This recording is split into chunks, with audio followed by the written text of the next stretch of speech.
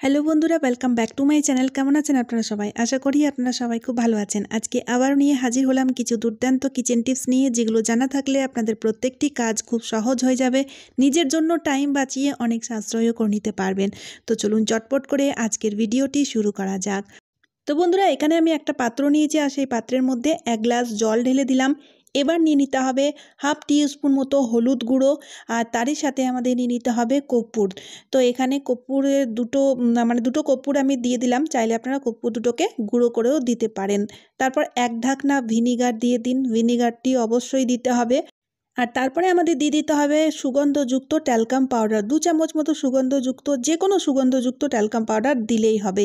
এবার সবগুলো জিনিসকে মিশিয়ে নিলাম। মিশিয়ে নেওয়ার পরে এবার কিছুক্ষণ গরম করে ভালো মতো করে ফুটিয়ে নিতে হবে, যাতে কর্পূর দুটো ভালোভাবে গলে যায়, সবগুলো জিনিস ভালোভাবে মিশে যায়। ওই 1 থেকে 1.5 মিনিট পর্যন্ত ভালো করে ফুটিয়ে নিলেই তৈরি হয়ে যাবে। তো দেখতেই পাচ্ছেন বন্ধুরা, সলিউশনটি তৈরি হয়ে গেছে। এবার আমরা কি কাজে ইউজ করব, কিভাবে ইউজ করতে হবে, প্রত্যেকটি জিনিসই আমি আপনাদের দেখাবো। তার আগে বলি, ঠান্ডা করে নিতে হবে, তাই আমি একটা বাটির মধ্যে ঢেলে নিলাম। চাইলে আপনারা ছেঁকেও ভরতে পারেন। এবার আমরা কি করব, নিয়ে নেব একটা স্প্রে বোতল। স্প্রে বোতল না থাকলে দেখবেন কলিন ইউজ করলে কলিন শেষ হয়ে যাওয়ার পরে কলিনের বোতলটাও ইউজ করতে পারেন। তো আমি সলিউশনটিকে ঢেলে দিচ্ছি, তবে ঠান্ডা করে ঢালবেন, আর চাইলে ছেঁকে ঢালতে পারেন। তো এখানে আবার কি কাজে ইউজ করব চলুন দেখে নাও যাক। বন্ধুরা, গরমকাল আসতে না আসতেই মশা মাছির প্রচুর উপদ্রব, তার সাথে সাথে পোকামাকড় তো রয়েইছে। তো তার জন্য বন্ধুরা, এই সলিউশনটিকে প্রত্যেক দিন সন্ধ্যাবেলায় দরজা জানলার নেটের চারিপাশে ভালোভাবে স্প্রে করে দেবেন। কারণ বন্ধুরা, হলুদ আর কর্পূরের গন্ধ পোকামাকড় বা মশা মাছিরা একদমই সহ্য করতে পারে না। তাই প্রত্যেক দিন সন্ধ্যাবেলায় অবশ্যই ছড়িয়ে দেবেন। কারণ সন্ধ্যাবেলায় আমরা দেখবেন অনেক সময় জানলা দরজা খুলি, তো সেই ফাঁকে হুড়হুড় করে মশা মাছি ঢুকে পড়ে। আর তারই সাথে সাথে আর একটি কাজও করবেন, শুধুমাত্র যে দরজা জানলাই ছড়াবেন তা নয়, বাড়ির এমন কোনাকানাচিগুলোতেও কিন্তু মশারা লুকিয়ে থাকে, সেই সব জায়গায়ও স্প্রে করে দেবেন। এমনকি বাথরুমের মধ্যেও স্প্রে করে দেবেন। এতে কি হবে, বাথরুমের বাজে দুর্গন্ধ দূর তো হবেই হবে, তার সাথে সাথে বাথরুমের মধ্যে যে পোকামাকড়গুলো থাকে বা মশা থাকে সেগুলোও কিন্তু দূর হয়ে যাবে। আর তারই সাথে সাথে বন্ধুরা, রুম ফ্রেশনারের মতো কাজ করবে। আর কর্পূরের ইউজ করার ফলে ঘর থেকে নেগেটিভিটিও দূর হয়ে যায়। চলে এলাম পরবর্তী আইডিয়া নিয়ে। বন্ধুরা, আমরা বিয়ে বাড়ি গেলে গয়নাগাটি অবশ্যই ক্যারি করে থাকি। কিন্তু বন্ধুরা, এই দামি দামি গয়নাগাটিগুলো ব্যাগে ক্যারি করার সময় আমাদের ভয় লাগে চুরি হওয়ার বা ছিনতাই হওয়ার ভয় থাকে। তাই এই গয়নাগাটি বা টাকা পয়সাগুলো যদি আমরা ব্যাগের মধ্যে ক্যারি না করে যদি একটু অন্যভাবে ক্যারি করতে পারি, তাহলে ছিনতাই হওয়ার বা চুরি হওয়ার কোনো ভয় থাকবে না। তার জন্য এখানে আপনাদের নিয়ে নিতে হবে একটা জুয়েলারি ব্যাগ, আর তারই সাথে নিয়ে নিতে হবে একটা সেফটি পিন। এবার কি করব, এই সেফটি পিনটাকে জুয়েলারির ব্যাগের মধ্যে আটকে দিয়ে, দেখুন বন্ধুরা, যদি আপনারা চুড়িদার পরছেন তাহলে প্লাজোর মধ্যে, বা যদি শাড়ি পরছেন তাহলে পেটিকোটের মধ্যে এইভাবে আটকে নিন। দেখুন আমি আপনাদের দেখাচ্ছি, দেখলেই আপনারা বুঝতে পারবেন। এই যে দেখুন বন্ধুরা, এবার দেখুন বন্ধুরা, এই ব্যাগের মধ্যে গয়নাগাটি বা দামি যে কোনো জিনিস বা টাকা পয়সা ভরে নিয়ে যান নিশ্চিন্তে, কোনো রকম কোনো চুরি হওয়ার কোনো ভয় থাকবে না, যেহেতু এই ব্যাগটি আপনার নিজের কাছেই থাকবে। আমি এখানে দেখুন একটা সেফটি পিন দিয়ে আটকেছি, চাইলে আপনারা 2-3টে সেফটি পিন দিয়ে ভালো মতো করে আটকে নিতে পারেন।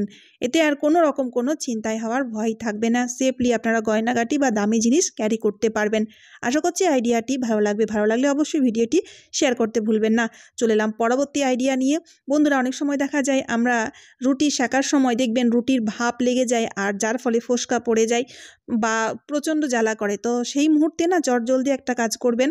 দেখুন, আটা মাখা তো থাকেই রুটি করার জন্য, তো সেই আটা থেকে অল্প একটু আটা নিয়ে সেই আটাটাকে এইভাবে চ্যাপ্টা করে নিন। চ্যাপ্টা করে নেওয়ার পরে এবার নিয়ে নিতে হবে পেস্ট। যে কোনো পেস্ট নিলেই হবে, কোনো রকম কোনো অসুবিধা হবে না। অল্প একটু পেস্ট নিয়ে আটার মধ্যে দেখুন এইভাবে লাগিয়ে নিন। লাগিয়ে নেওয়ার পরে এবার এই আটাটিকে যে আঙ্গুলে বা যে হাতে যে জায়গাটিতে ভাপ লেগেছে, ভাপ লেগে গিয়ে জ্বালা করছে, সেই জায়গায় লাগিয়ে নিন। তাহলে কি হবে, ফোসকা পড়বে না, আর জ্বালাটি তৎক্ষণাৎ একদমই কমে যাবে। তো বন্ধুরা, এই ঘরোয়া টিপসগুলো যদি আমাদের জানা থাকে, তাহলে আমাদের কোনো দিনই কোনো রকম অসুবিধা হবে না। চলে এলাম পরবর্তী আইডিয়া নিয়ে। বন্ধুরা, এখানে একটি বাটি নিয়েছি, সেই বাটির মধ্যে হাফ কাপ মতো আমি ভিনিগার নিয়ে নিলাম। তারপরে হাফ চামচ মতো নিয়ে নিচ্ছি বেকিং সোডা, মানে খাবার সোডা।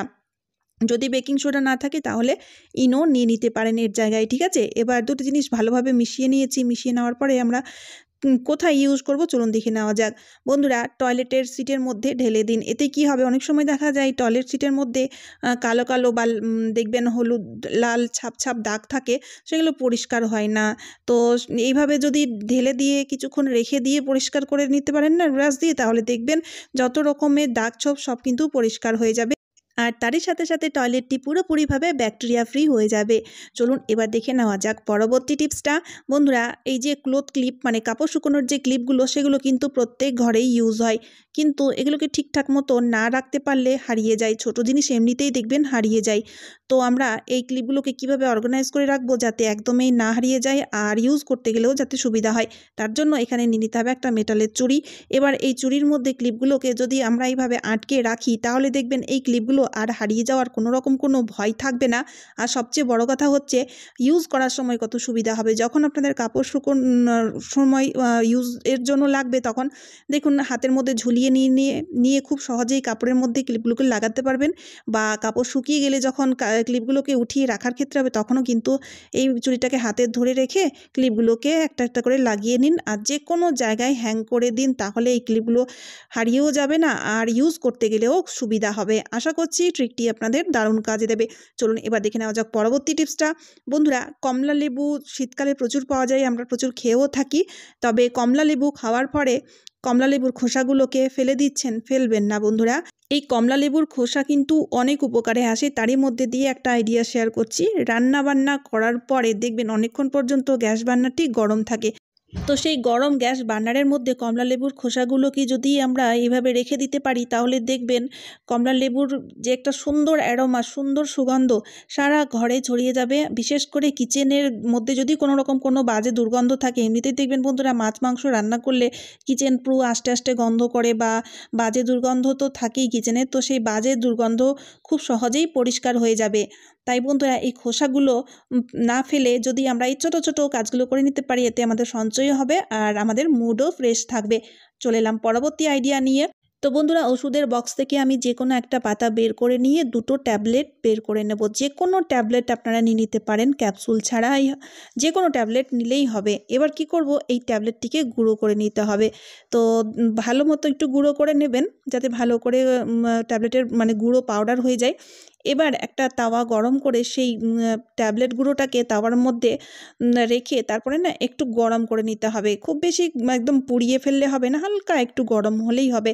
একটা বাটির মধ্যে আমি এই ট্যাবলেট গুঁড়োটাকে নিয়ে নিয়েছি। এবার কি করব, অল্প একটু ঠান্ডা তেল, যে কোনো ঠান্ডা তেল নিয়ে নিতে পারেন, নারকেল তেল নিলেও হবে, ঠান্ডা তেল না থাকলে নারকেল তেল নিলে বেশি ভালো হয়।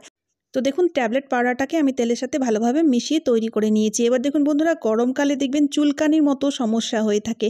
আর চুলকানি হলে না দেখবেন র্যাশ বেরিয়ে যায়, পুরো লাল লাল দানা দানা মানে ফোলা ফুলে যায়।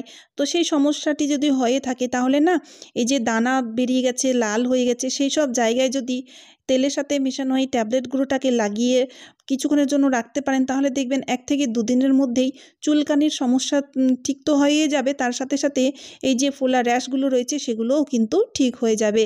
তাই কেমন লাগলো আইডিয়াটি অবশ্যই আমাকে কমেন্ট করে জানাবেন। ভালো লাগলে ভিডিওটি শেয়ার করতে ভুলবেন না। তো চলুন বন্ধুরা, আজকের মতো এই পর্যন্ত। আশা করি ভিডিওটি আপনাদের খুবই উপকারে আসবে। তাই ভিডিওটি শেয়ার করতে ভুলবেন না, তার সাথে সাথে চ্যানেলটিকে সাবস্ক্রাইব করে অবশ্যই আমার পাশে থাকবেন। তো চলুন আবারও দেখা হচ্ছে অন্য কোনো নতুন ভিডিওতে। টাটা বন্ধুরা।